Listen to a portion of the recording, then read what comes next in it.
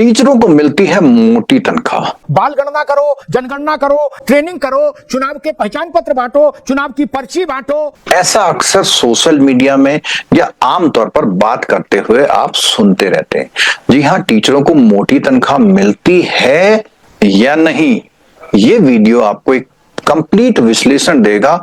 इस वीडियो को अपने उन सभी टीचर दोस्तों के साथ, अपने उन सभी सोसाइटी के लोगों के साथ जो इस परसेप्शन में रहते हैं कि टीचरों को मिलती है मोटी तनख्वाह। इस विश्लेषण में हम ये बताएंगे कि किसी भी व्यक्ति के लिए अपने एक परिवार चलाने के लिए क्या स्टैंडर्ड के खर्चे कम से कम करने पड़ते हैं और उनका टोटल मंथली क्या आता है।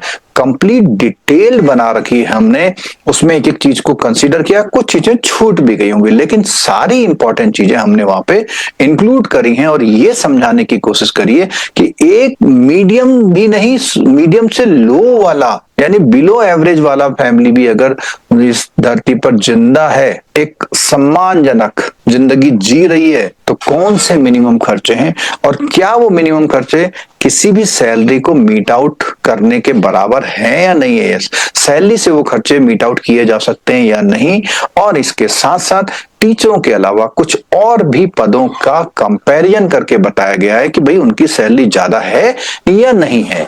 वीडियो को पूरा देखेंगे तभी आप समझ पाएंगे कि हम क्या आपसे कहना चाह रहे हैं और आपके इसमें क्या विचार हैं, ये भी हम सुनना चाह रहे हैं। अगर चैनल सब्सक्राइब नहीं किया तो प्लीज चैनल सब्सक्राइब कर लीजिए, क्योंकि ऐसे बहुत रिसर्च भरे वीडियो हम आप तक लाते रहते हैं। तो चलिए चलते हैं एनालिसिस की ओर। तो दोस्तों, जैसा कि स्क्रीन में दिखाई दे रहा, अब इस स्क्रीन में जो भी आपको दिखाई दे रहा है, तो यहां पर आप देख पाएंगे कि हमने क्या किया है कि एक फैमिली के मेंबर्स को डिटेल किया पहले, सबसे पहले।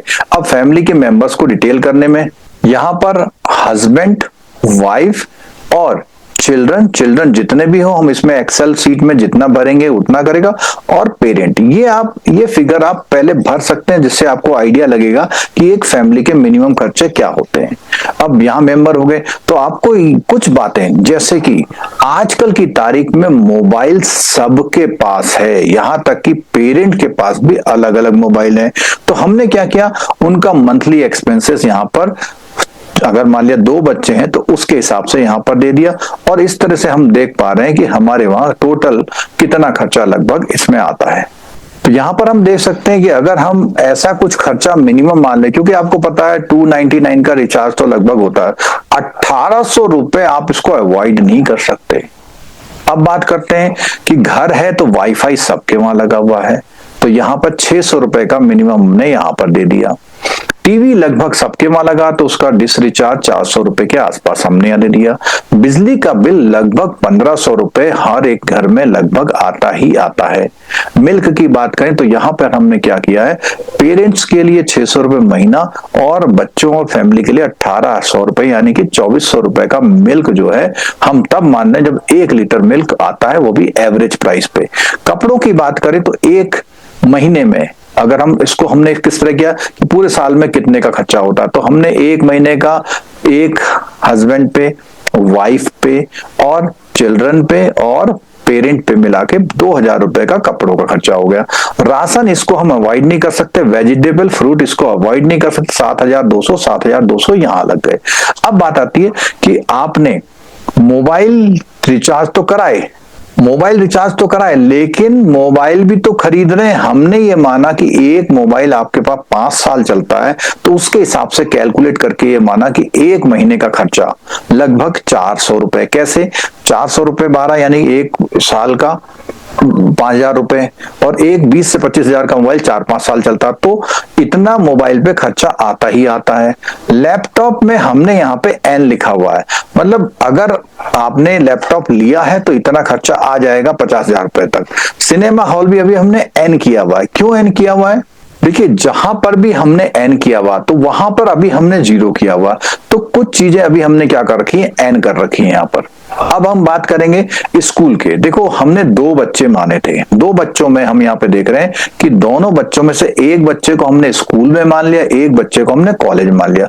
तो आपको मालूम है स्कूल में 5000 रुपए महीना तो एक बच्चे पे लग ही रहा है, और कॉलेज में बच्चा अगर जा रहा है आपका तो वहां पर बीटेक वगैरह कर रहा है तो ये कम से कम है। अदरवाइज तो एक बच्चा अगर 20 लाख का बीटेक कर रहा है तो 4 लाख रुपए साल के यानी यानी कि लगभग 30,000 रुपए मिनिमम है, लेकिन हमने यहाँ पर फिर भी 15,000 रखा है।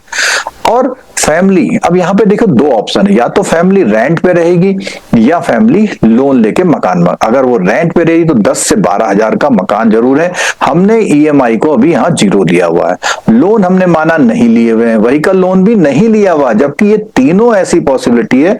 80% ऑफ द जो टीचर्स होते हैं या जो कर्मचारी होते हैं उनके ये लोन चल ही रहे होते हैं। अब उसके बाद बात करते हैं कि भैया बाहर जाएंगे 2,000 रुपए का तेल तो महीने में गाड़ी में लगना ही लगना है, और अगर ड्यूटी का एम्प्लॉय के लिए जाता है तो 5,000 रुपए उसके ये खर्च होने हैं। पेरेंट की बात करेंगे तो रेगुलर खर्चा उनका लगभग 3,000 रुपए पर हेड के हिसाब से 6,000 रुपए मेडिसिन का, और ये मिनिमम लगाया हुआ है। देखो दोस्तों, जब हम ये सब कुछ कर रहे हैं तो इसके पास एक टोटल निकल के आ रहा है हमारे पास 79,322 रुपीज, यानी कि लगभग 79,000। और हम ये मान रहे हैं कट कुटा के उसे सैलरी मिल रही है 70,000। यहाँ की इनिशियल सैलरी 70,000 नहीं है, हम ये मान रहे हैं उसकी 10 साल की जॉब हो चुकी है, कट कुटा के उसे 70-80 हजार रुपए मिल रहे हैं। तो हम देख रहे हैं कि जब हम मिनिमम पे आ रहे हैं तब भी हम नेगेटिव जा रहे हैं। इन खर्चों में कहीं पर भी शादी ब्याह के खर्चे नहीं है, बच्चे को बाइक दिलाने का खर्चा नहीं है। और अगर दोस्तों हम यहाँ पर केवल एक काम कर लेते हैं, ये जो रेंट फैमिली वाला है, यहाँ पे रेंट फैमिली वाले पे हम यहाँ पर हम रेंट फैमिली हटा के नो कर देते हैं और ईएमआई को वाई कर देते हैं।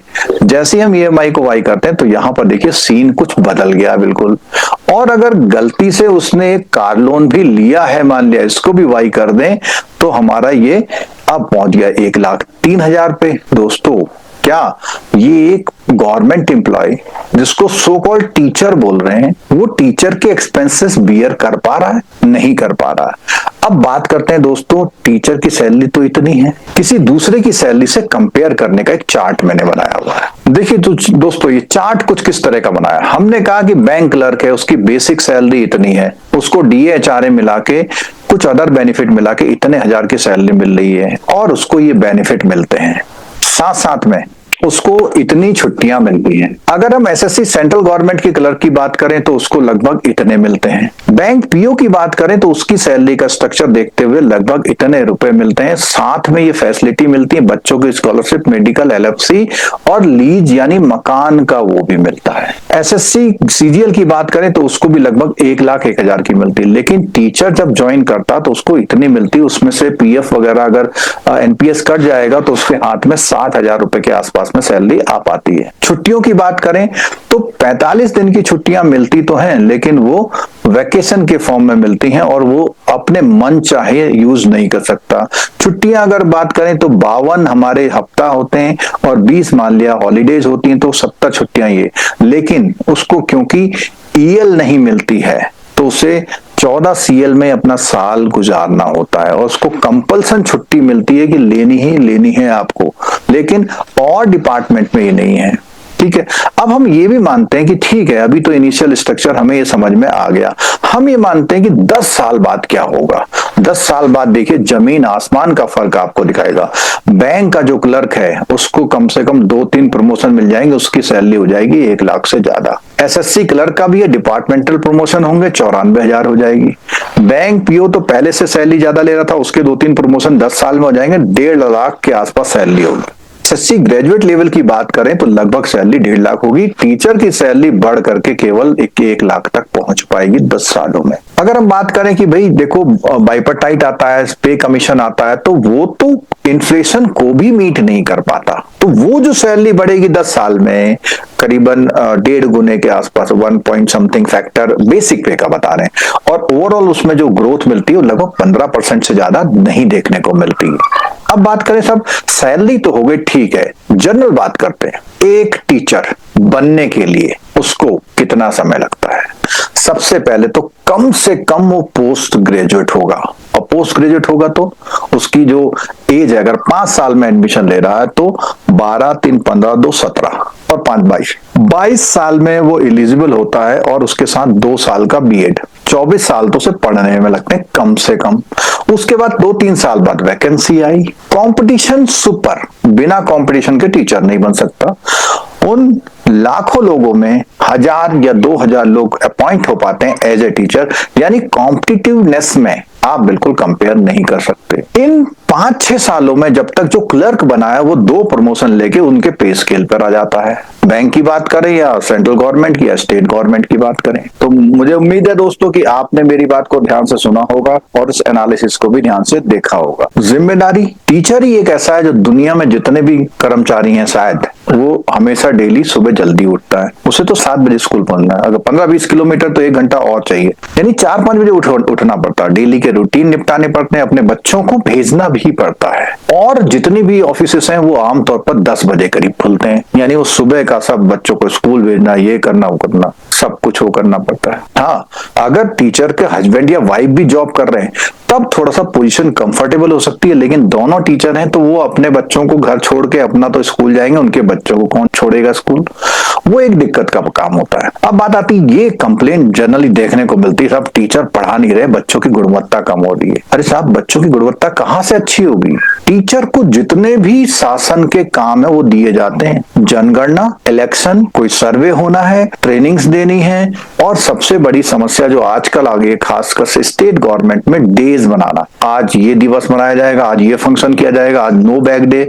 तो पढ़ाई का जो क्रक्स हो गया वो केवल 40% रह गया है। जो 100% पीरियड्स क्लासेस होते हैं केवल 40% वो पढ़ा पाता है, प्लस अपने भी कुछ काम होते हैं, अपनी भी छुट्टियां लेनी होती हैं उसे।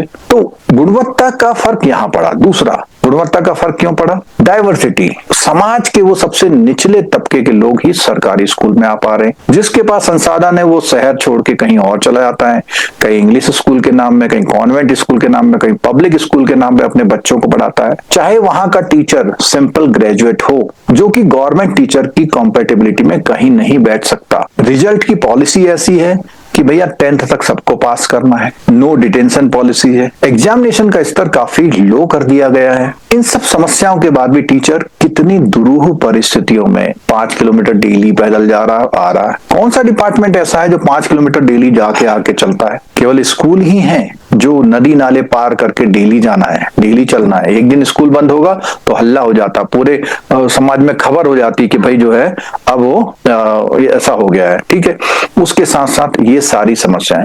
तो दोस्तों, जब टीचर की सैलरी की बात आती है तो ये मिथ निकाल दें कि टीचर की सैलरी बहुत ज्यादा है और रिजल्ट आउटपुट कम है।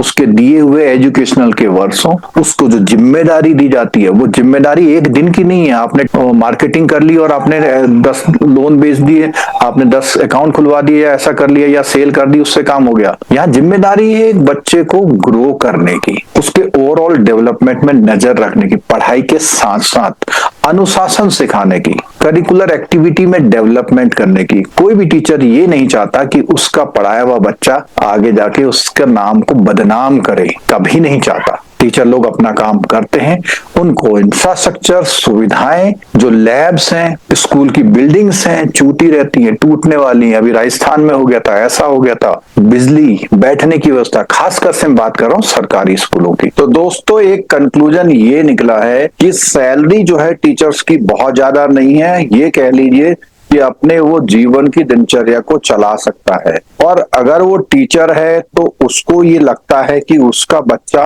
और अच्छा पढ़े, या सोसाइटी को भी लगता है। और हमने जो ये खर्चे दिखाए हैं वो मिनिमम बियरिंग खर्चे हैं। अगर वो अच्छे किसी इंस्टीट्यूट में भेजना चाहे तो नहीं भेज सकता, और टीचर के पास कोई अन्य आमदनी भी नहीं होती है, क्योंकि उसका ध्यान जो होता है टीचिंग पर होता है। उसके साथ साथ एक बात और है कि टीचरों के पास प्रमोशन के चांसेस बहुत कम होते हैं। स्टेट गवर्नमेंट में तो लगभग 27, 30 साल जॉब करने के बाद भी कोई प्रमोशन नहीं मिलता, जबकि और जो बिजनेसमैन होते हैं या जो जहाँ पे प्रमोशन के चांसेस होते हैं उनकी सैलरी काफी तेजी से बढ़ती है, और वो अपने बच्चों को कहीं जैसे IIT, IIM में जहाँ पर फीस अच्छी खासी होती है वहां पर भी एडमिशन करा सकते हैं। तो कुल मिला के ये एक मिथ है कि टीचर्स की सैलरी ज्यादा होती है।